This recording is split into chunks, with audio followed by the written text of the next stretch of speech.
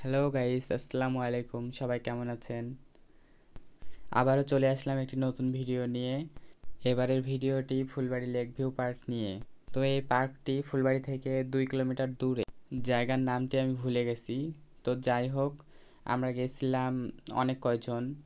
আমার 2টা ভাবি, 3টা ভাগনা ভাগ্নি, 2টা ভাস্তা ভাস্তি, সবাই মিলে গিয়ে অনেক আনন্দ ফুর্তি করলাম।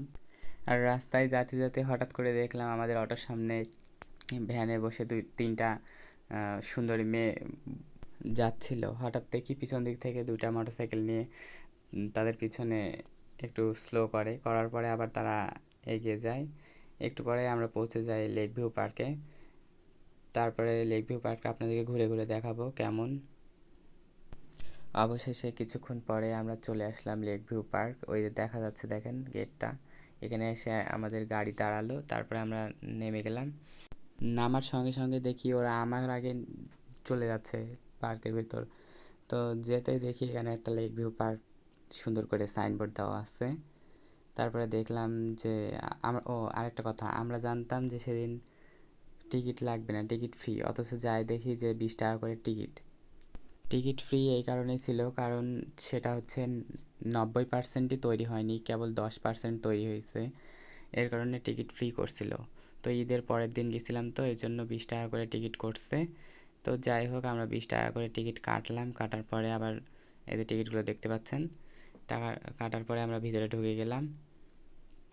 ভিতরে ঢোকার আগে আমি তো ভাবতেছিলাম যে কিছুই মনে হয় নেই। তো ভিতরে যাই দেখি যে যা আছে সব মহিলাদের।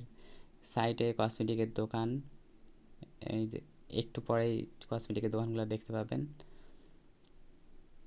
তো এটা কিন্তু একটা বাগান বা ছিল, কি বলে, ক্ষেত বাড়ি ছিল। এটা একটা লেকের পাশে, যে লেকটার ধার দিয়ে তৈরি করা, এই জন্য লেক ভিউ নাম। তখন আমরা ভিতরে ঢুকতেছি। এই দেখেন সাইড দিয়ে শুধু কসমেটিকের দোকান।